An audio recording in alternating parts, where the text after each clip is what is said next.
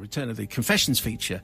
I'm terribly sorry. And you are going to be, well, certainly for this day, if you come in every day, if you like, Charles, and be a part of the collective here. Are you a naturally forgiving person, would you say? It very much depends. I am notoriously nebulous in my opinions on the criminal justice aspect of all this. If you get me on the wrong day, that's it. You'll be deported to somewhere far away. On the right day, I'm kind of liberal. A little extreme there, Charles. I think.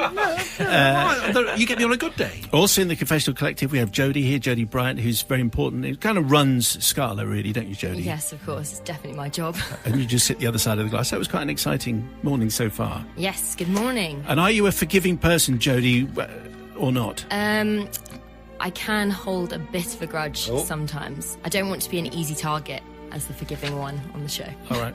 And also, Scala Big Cheese, Rick Blackstill. I think I've turned you on. Yeah, well, when I say I've turned you on, I mean I've turned your mic. You always do. It looks exciting. I've turned your microphone on. And you're like in charge, aren't you, Rick, here? Well, one of a number of people. How are we doing so far, by the way? Excellent, Simon. 10 out of 10. Thank you very much indeed. And you're not a forgiving type, are you, really? Well, I like to keep a balanced view on life, but sometimes, it can tip one way. Sometimes it can tip the other. Okay, so here comes today's confession, which comes from Sophie. You can email your confession to confessions@scalaradio.co.uk. Dear Father Mayo and the magnanimous many, that's you. I submit to your mercy an admission from my mischievous make-up misdeed. I would say this is one of the confessions that it depends where you are in the pecking order of your family. If you've got brothers, sisters, whatever, that is going to influence a lot the way you react to this. This story happened around the turn of the millennium when I was a 13-year-old girl with a healthy envy of the relative freedoms enjoyed by my 17-year-old sister, whom I shall call Louise, because that was and indeed still is her name. While I was still subject to the rules of our fairly strict but loving parents, Louise could watch whatever she wanted on television or listen to whoever she wanted on the radio, stay out later than I was allowed to, but most importantly, she could wear whatever makeup she liked just because she was 4 years older than me. How unfair is that? I was allowed to wear some basic makeup like foundation and concealer and maybe a bit of mascara, but I certainly wasn't allowed to wear bold red lipstick like Louise would wear, as she was heading out for yet another late night with her friends. So unfair. So when she came home from shopping one afternoon with some new makeup, including a little box containing the brand new lipstick that all the girls were talking about, I was understandably a little jealous. A week or so later, one of the girls from school, Sarah, had invited me to her 14th birthday party at her house. While I was getting ready at home, I noticed that Louise had left some of her makeup in the bathroom, including that little box, still untouched. I picked it up, carefully opened it, took out the tube and twisted the bottom to see the colour protrude from the top. It looked wonderful, and I knew that it would go beautifully with my outfit that night. But of course I couldn't just put some on. Mum was giving me a lift to Sarah's and would make me take that off immediately, young lady. You know how mums are. So with Louise having already gone out gallivanting for the evening, I closed the lipstick, put the lid on, put it back in its box, carefully closed the box and put it in my pocket. Later, at my friend's, I went to the bathroom with her. Now, my friend's parents were similarly strict and wouldn't let her wear much makeup either. And as I was and still am an excellent friend, I decided to let her wear some too. So after I put mine on, I passed it to her. She was a clumsy girl, not very adept at putting on lipstick, having not had much practice at it, what with not being allowed and all. Whilst I was busy perfecting my grown-up look in the mirror, she extended the tube too far and somehow knocked the entire lipstick out, whereupon gravity took hold and a small plop emanated from the toilet. Down the loo. No. Yep. Hannah was most apologetic, she's my friend, but the damage was done. It was gone. I'm not quite sure how it would have gone immediately, but it appears to have disappeared straight away. It might have been a floating voter. It may well have been already. What was I going to do? I couldn't return it now. It had been in the toilet and I didn't have enough pocket money to replace it. We had a nice evening at Sarah's party. I forgave my friend immediately. It wasn't her fault. I am a forgiving person, but my mind was elsewhere. I needed to think of a way to replace the lipstick. My sister would surely notice it was gone. I'd be the obvious culprit and I'd be grounded for a month. Eventually I had an idea, and when I got home, Louise was still out. So I had my chance, and I put my plan into action. Opened the box, she might not know exactly what it looked like, and in my bedroom drawer, unopened and unused for years, was a set of thick, colourful wax crayons. Easy grip, chunky, bright colours, you know. I opened them and took out the red one, the big, fat red one. Well, it wasn't exactly the same colour. In hindsight, it was nothing like it, but it was close enough, I thought. I measured it up against the tube, was pleased to see that it wasn't too small, and in fact, could just about be wedged in. But I needed it to look as realistic as possible and have the right shape at the end. So with the aid of a knife from the kitchen and hot water from the bathroom tap, I pared it down and shaped it until it vaguely resembled the shape of lipstick. It looked a bit dry. I added a drop of olive oil from the kitchen, then slid it into the tube, wound it down, put the lid on, put it back in the box, carefully closed the box. It looked unopened and put it back where I had found it and went to bed. Father Mayo, to this day, Louise has never mentioned it, although she does, I remember, used to occasionally, her lips used to look as though they'd been drawn on by a child. I seek forgiveness partly from my sister, who didn't deserve to have her brand new lipstick accidentally turned into a crayon by her jealous little sister. She didn't deserve lips to look like they'd been drawn by a child. And also partly from the brand of makeup, whose products I do still use, but whose profits have probably taken a small hit from the customer they lost through no fault of their own. I hope you can find it in your hearts to forgive me. Well, that's a very interesting thought, and it's a very nice confession, and we appreciate that very much. The choir was very loud there, Charles. I was wondering where the choir was coming from. So, do you forgive Sophie, yes or no? Charles, no. Tricky. You see, it was going very well until the premeditation came in. But there is serious premeditation there. Yes. No, I'm afraid it's a far-off penal code. It's the prison hulks from Les Miserables for you. Okay, nicely done. I can see how you worked that in. Jodie. Charles, I'm shocked that you don't forgive her. Oh. For sheer creativity and effort she put into replacing Louise's lipstick. I definitely forgive Sophie. Okay, so it's 1-1. So the deciding, it'll probably miss the penalty, but anyway, the deciding vote here to Rick. What do you say? Well, let's be clear. It's very difficult putting on lipstick in the first place. Yeah, yours is all over the place. Thank you. And the panic logic that went through her mind was amazing, and the creative solution to the outcome was brilliant. So absolutely forgiven. Okay, so it's 2-1 for forgiveness. Just hard Charles there, who can wake you up every morning at 7. What we'd like is the people's verdict, please. So if you text 64100, you start your text with Scala, 64100 on the text, simon@scalaradio.co.uk. Do you forgive Sophie? Yes or no? It's the people's verdict. We await your words. Angelis guitar. This is Scala Radio. It's 10 minutes past 11, and it's Albanone's Adagio, so there you go. It's confessions time again. And thank you very much indeed for your confessions. It's got its own little inbox. It is confessions@scalaradio.co.uk. We have Jodie back in the collective. Hello, Jodie. Oh, let me just turn everybody up here. There we go. So Jodie said, Jack Pepper. Now we welcome Jack Pepper in. Now Jack is only like 5 years old, but he has his own show on Scala. You're 19, really, aren't you? Yes, I am. How was your first show yesterday? It was really good fun, thank you. I'm so excited to be involved with this. It's a real chance to show classical music is alive and kicking, as I put it yesterday. And what did you do on your show yesterday? Well, I'm exploring the archives of the London Symphony Orchestra, so I've been picking my favourite recordings from one of the world's greatest orchestras. Okay, and what are you doing on tonight's show? Well, today I am exploring a composer who I didn't really understand for a long time, so it was a bit of a journey of discovery for me, but somebody who really put his life into his music, and they believe that he cursed his family with the music that he wrote. So some interesting life stories to explore. Who's that then, or is it a secret? Oh, it's a secret. You'll have to find out from 7, won't you? See, got that in there. Well, Rick's happy. And the Rick being Scala Big Cheese.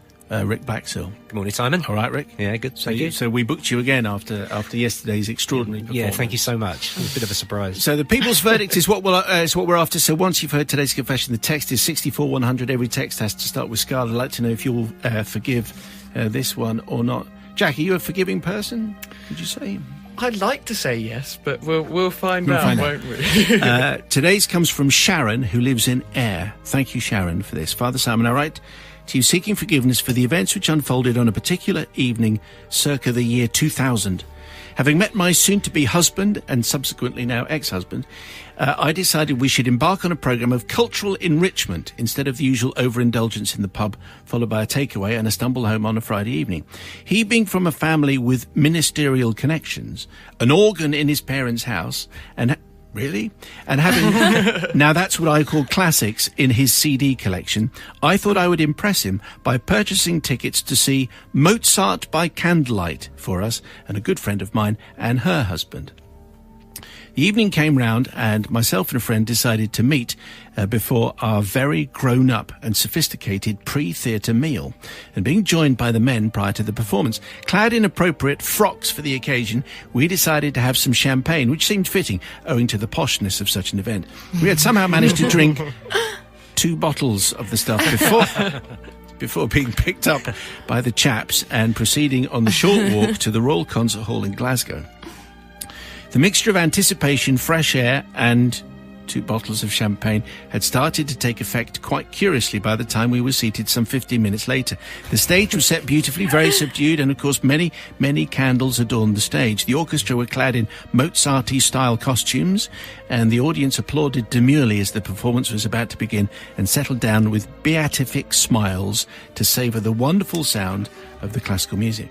At exactly this time, I developed an intense urge to discuss every detail of what was happening with my friend in a loud whisper, and also develop a fit of giggles approximately every 45 seconds, much to the embarrassment of my then and soon-to-be husband, followed by ex-husband, and the chagrin of our fellow concert-goers. The more I was shushed, the more indignant I became. I'm just saying how lovely the stage is looking, that's all. The gentleman sitting next to me on my left, around 5 seats in front from the aisle, was particularly disapproving and red-faced about my incessant chatter, so I whispered, "Sorry," loudly, and tried to focus on the stage. You are exactly the kind of person that people find very annoying, it has to be said. The effects of the bubbles wore off quite quickly, and the candle-fueled adrenaline settled down, and I began to enjoy the melodic sounds of Mozart. So relaxing was the music, I promptly fell asleep, apparently on the shoulder of the man on my left, and then I began to snore. You would be forgiven for thinking that the story so far is suitably mortifying and desperately in need of purging. However, it took a distinct turn for the worse as events unfolded, which were later recalled back to me in detail and horror after the event due to my succumbing to the soporific effects of the champagne and the violin. I awoke with a firm grasp around my shoulders and lower limbs with 2 gentlemen, one of whom was in an official-looking yellow and green jacket with the word paramedic on the back, lifting me into the aisle, and my soon-to-be husband, then ex-husband, saying repeatedly, "I'm so sorry. I'm so sorry. I'm ever so sorry," as he tried to right me to a vertical position in the aisle and drag me out of the hall to the foyer along with all of the other attendees. Unfortunately, the chap to my left, who had provided a soft resting place for my slumber, had a heart attack during the performance, and I had proved difficult to A, waken, and B, be removed from the gentleman's shoulder as he clutched his chest. He survived, thankfully. My marriage did not. Not due to this particular event, perhaps a culmination of many calamities over the years. However, this is a particular favourite of my ex-husband's to recall at the most inopportune moments. So, Father Simon, I seek forgiveness from my company that evening, the Scottish Ambulance Service, all attendees of Mozart by Candlelight within a 4 or 5 row vicinity of me that evening, the gentleman who had the cardiac arrest with his horrified wife, and of course you. In my favour, I can offer you that I only recently ventured back to the scene of my crime to see the Nutcracker with my children, thinking 19 years was sufficient for most of the staff to have forgotten what I looked like. Please tell me if I can ever be forgiven. To this day, my cheeks burn whenever I am tortured by the memory of that very, very unclassy night. Okay, well, I think that's a suitable warning for everybody, so thank you very much indeed. Sharon from Ayr, let's see what Jodie makes of that first of all. Sharon. I sympathise with you because I often find it very difficult to whisper. However, you did drink 2 bottles of champagne before the event, and for that, you only really have yourself to blame. Okay, so not forgiven. Jack. Sharon, I can sort of understand that. I think the concert hall can sometimes be a bit intimidating, and you just need to relax. I mean, I've had ice cream in an interval before and accidentally flicked the man next to me with ice cream, and I had to gently sort of ask if I could scrape it off his blazer. So I can understand that, you know, it can be difficult. So I would say forgiven. Okay, so it's finally balanced. Big Cheese Rick. Well, that night had everything going for it, didn't it? Sort of crazy evening out. And I actually think Mozart would have enjoyed every single thing that had happened by the kind of spirit of Mozart. Yeah. So I think, 100% forgiven from me. Okay, so it's 2-1 in favour of Sharon in the studio. It's the people's verdict, please. On the text, 64100. You start the text with Scala. 64100. Do you forgive Sharon from air? Yes or no? Look it up. Anyway, it's 11 minutes past 11. This is Scala Radio, and it's confession time. And into our booth here, we welcome our collective, who consist of, for the first time, Joe, who's the head of music. Hi. Hello, Joe. How's it sounding as far as you're concerned? Sounding fabulous. What's your favourite piece of music of all time? That's put me on the spot. Something you've got playing later, so I don't want to mention it now. Okay. Might it be by the 16? It might. Okay, yeah. all right. Okay, looking forward to that. Jodie is back in because she's such a hit. Hello, Jodie. Hello, Simon. Scala Big Cheese, Rick Blacksall. Hey, Simon, and exciting news, your Scala skateboard has just arrived. Excellent. That's very good. Did you enjoy the football last night? The Champions League was looking particularly fine. Did you check that out? I didn't realise there was any football on last night, actually. No, that's right. European football hasn't been of interest to you for a while. Anyway, what are we doing? We're doing a confession, and today's comes from Julian. Julian, thank you very much indeed for sending this in. If you have a confession, we'd love to hear from you. confessions@scalaradio.co.uk. Father Simon, somewhere between childhood and becoming a responsible adult lie a handful of magical, carefree summers, and the reason for this confession takes place during one of them. It's the summer of 1988. I was 19 years old and had all the freedom in the world. I just passed my driving test, worked only to sustain my social life, and was yet to discover the misery of tax returns or routine prostate checkups. All of that was to come. Despite a diet of lager and pies, my metabolism refused to give me a waist greater than 28 inches, and all was good with the world. Can you remember back that far? What days they were? At the time, I worked shifts at a petrol station in the village of Poynton. I won't read that next bit out, it's too rude. That same summer, my dad, a keen non-surfer with no interest in water sports, decided that he was going to leave his job of 25 years to set up his own authentic surfwear company in the UK surfing mecca of Stockport. And so it was that his brand new company was born. In the transitional period between my dad handing back his company car and sorting out a new car, we agreed that we'd share my Mini. As I was working shifts, Dad would use my car during the day and I'd have the car for work in the afternoons and evenings.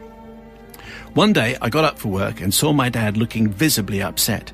I thought he'd sprayed alloy wheel clear into his eyes like he'd done just a few weeks before, when he hadn't noticed that the aerosol nozzle was pointing the wrong way.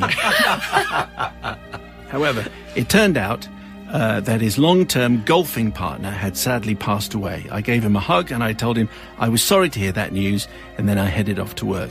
A couple of weeks later, I was getting ready to begin my afternoon shift at the petrol station. I threw on some clothes and jumped into the Mini, heading off to work. During the journey, I noticed that the inside of my car was full of sand, and I assumed that my dad had been playing golf that morning and got stuck in a bunker, and then flung his sandy clubs and golf shoes on the back seat of my car. As I arrived at work a little bit early, I gave my car a thorough vacuuming to get rid of all the sand. I couldn't believe quite how much there was. Some people will be ahead of me. As I arrived at work a little bit early, I did the vacuuming. I then went into the petrol station to begin my shift, and the phone rang almost immediately. It was Dad. "What have you done with Michael?" "Michael?" I said. "Yes, Michael. My friend. His ashes were all over the back of your car." It it turned out that the wife of my dad's golfing partner had given my dad her husband's ashes, which he'd promised to scatter on the first tee of the golf club. The urn of ashes had toppled over in the back of my car. Michael had spilled out and my dad had returned home to find a dustpan and brush so that Michael could be returned to the comfort of his urn. Alas, Michael never made it to the golf course, and his final resting place was in fact the Supervac at the Texaco garage in Poynton. Until this day, the story has never made it beyond the four walls of our house. But after almost 31 years, I feel the need for redemption. Am I forgiven? Well, this is going to be quite a tough ask, I suspect, Julian. But let me check in with our top collective here. Joe, head of music, is going to speak first. I don't know whether you're a forgiving person. I'm not sure. I'd say I'm fairly forgiving. Yeah, okay, yeah. All right. I mean, I think, how could he have known, really? I think the unforgiving thing is revealing it suddenly now on the radio, but... Do you think? I think enough time has passed, don't you think? Well, perhaps, yeah. So you're forgiving Julian or not? Yes, I think so. He was just tidying up some sand. Well, that's what he thought he was doing. Jodie? I think that's the toughest one we've had so far, I think. As long as his dad forgave him, and I think you're right, it's in the past, I'm going to forgive him. Okay. Honest mistake. Nicely poised. Guna, Rick? I think absolutely an honest mistake, and the diligence in wanting to keep the car clean. You can't underestimate that. So you appreciate that, do I you? absolutely appreciate that. So okay, it's the people's verdict is what we're after, though. Do you forgive Julian for his unfortunate sand/ashes mistake? We'll do this on the text, please. Our text is 64100. You start your text with Scala. 64100. You start your text with Scala. Do you forgive Julian? It's the people's verdict, yes or no? So it's 11 minutes past 11. It's confession time. If you have a confession, you can send them to confessions@scalaradio.co.uk, except no other email, even if I'm tempted to say it. Into the collective today, we get Rick, who's the Scala Big Cheese. Hello, Rick. Good morning, Simon. Good news, your Scala radio jogging bottoms have arrived. Oh, that's very good. How do you know they're mine? I had your initials put on them. Is it one size fits all? It certainly is. That's very good. Thank you very much indeed. Jodie is back with us again, assistant cheese here at Scala. And Jenny is here for the first time, who's programmed cheese. Hello. Is that the best way to I introduce think that's the you? best way, yeah. Okay.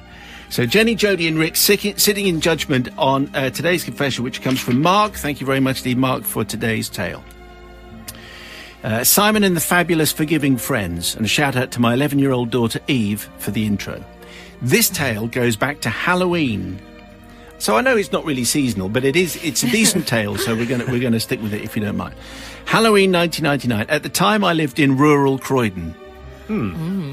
Where was an area previously undiscovered, and was the proud owner of my first house. It was a great place for a young couple. I'd recently started going out with my now wife. Apart from its location being in Croydon, everything was fine. Let's hear it for Croydon. It's a lovely place. The house itself had a drive, a double or even triple garage, but lengthwise. So if you had 3 very short cars, you'd have to park them lengthways, if you see what I'm saying.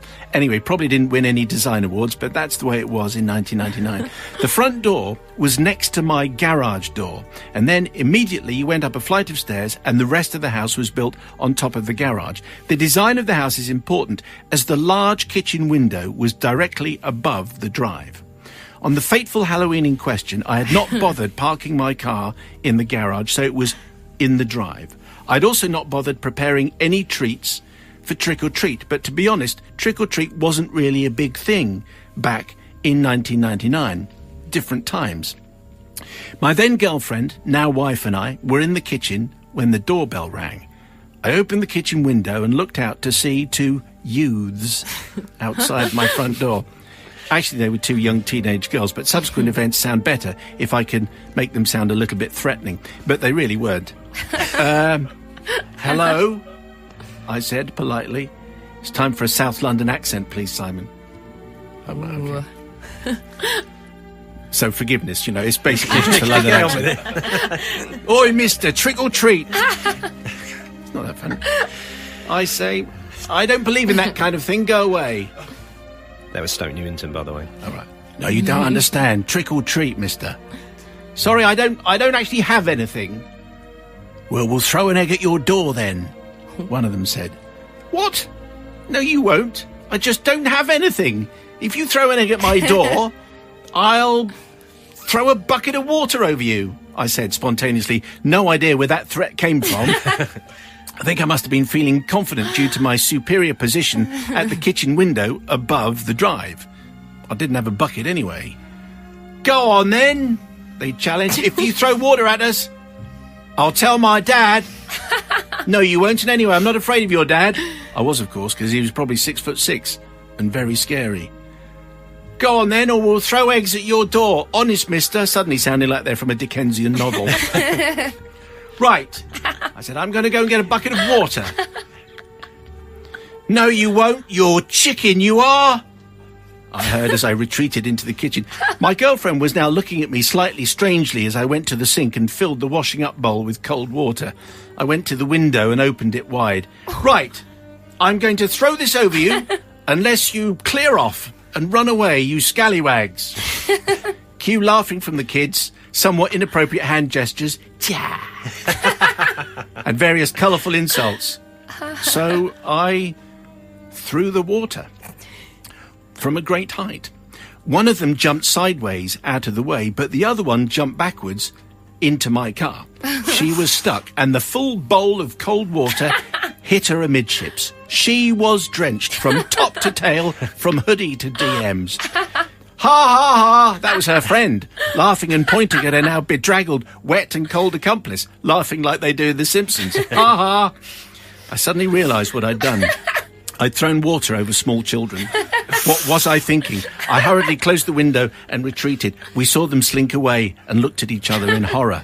So I asked for forgiveness, not from the youths, as I frankly did warn them, and their colourful language and gestures did deserve some form of retribution, not from their parents, as perhaps they should have stopped them from leaving the house armed with eggs, if indeed there were any eggs.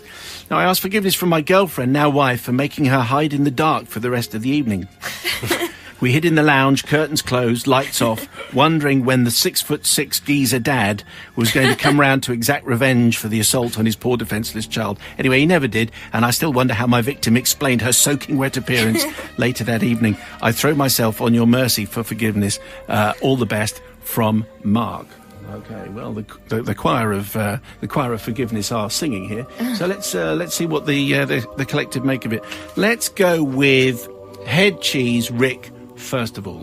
Well, absolutely forgiven. I think those kids have learnt a valuable lesson in life, and by the sound of it, it ended up quite a nice romantic evening for the confessor. So, is that right? Yeah, well, I assume so. It's true in 1999 you weren't that prepared for the trick-or-treaters. Now everyone knows precisely what to do, but back then it was slightly more menacing.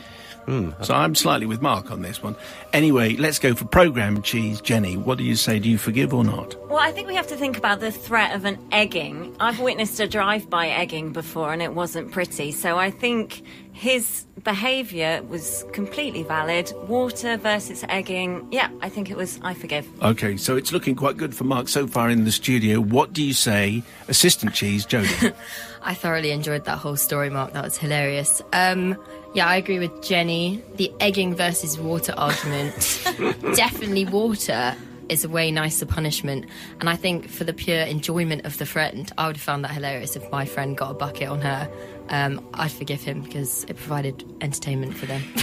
I really like the way the egger, the potential egger, who was dry, immediately turned on her friend and was just laughing and appeared to side with Mark. Anyway, it's the people's verdict that we're after, please. And this goes on the text 64100. The first word has to be Scala. Do you forgive Mark or no?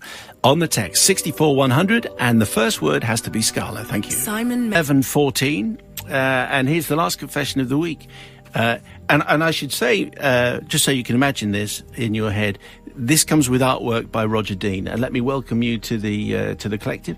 Jodie is back, Assistant Cheese. Good morning, Simon. We're making quite an impact. Everyone waits to hear. You're like the moral compass of Scala, aren't you? Thank you. What does Jodie think? It's what Who people knows? are thinking. Sam is on at 1 o'clock this afternoon. Sam, hello, how are you? Good morning, Simon. I'm very well. I'm looking forward to this. Are you naturally a forgiving person? No, not really. No. Oh. So I might be quite tough. And top Scala cheese, head cheese. Are you head cheese? You can call me that, Si. Okay. So that's Rick Blaxell, and he's going to be sitting in judgment on today's tale, which comes from Graham. And it's, like I said, with artwork by Roger Dean, Father Simon and the Aquatic Absolvers, for reasons that are about to appear obvious. I'm seeking forgiveness for an event that happened in the early 1990s during my master's degree at a red brick university in the West Midlands, and a warning, don't try any of this at home. Back when I was at secondary school, I'd gotten into wargaming, reenacting battles with little lead soldiers, following quite complicated rules, and tabletop role-playing like Dungeons and Dragons. Then in 1986, I left the family home to study physics at university. Back in the day, there was Freshers' Week, an opportunity to get to know your new housemates, fellow inmates in hall, renew old friendships, and sign up for various club societies who had set up shop. Having done a couple of circuits of the hall and had spotted a couple of clubs that caught my eye, I was accosted by a guy wearing chainmail, carrying a large padded foam axe with a green face. A metallurgist, as it turned out. I was swiftly relieved of £10 for the membership fee, and a new phase of my life began with the Treasure Trap live role-playing society. As you may know, like the tabletop role-playing, each person adopts an alter ego with a new name and a character, like Tethlos the Wizard, or Jill the Wood Elf, or Mr. Creosote the Healer. An interesting crowd. I rapidly became an enthusiastic member, spending every Saturday or Sunday running up and down hills in a country park south of the city to bash other members of the club repeatedly with foam weapons, cast fake spells, followed by a warm beer and a mystery pasty back at the Union Bar. I think we've all had a mystery pasty at some stage. The owners of the petrol station and shop near the bus stop by the park appeared to be oblivious, or at least non-perturbed, by the sudden invasion of their premises by 20 people wearing chainmail, carrying swords and shields, quarterstaffs, bows, arrows, scrolls and so on. We did, however, buy a lot of Mars bars and sandwiches. Usually these adventures lasted 3 to 4 hours, occasionally 6 hours in a nearby country park. Occasionally a quest would last 48 hours, with the players in character for the duration. Now, having graduated from my BSc course and embarked on an MSc, I had a little more cash in my pocket and an old but serviceable car. Myself and a couple of other enthusiastic club members raised our sights on holding more ambitious and longer adventures, fueled by many a night watching Excalibur by John Borman, and of course Monty Python's Holy Grail was also a favourite. Eventually we found a great location in the Brecon Beacons. The sun was shining as we explored the woods, a large cave, a string of pools leading down to a big waterfall, and a holy spring a short drive away.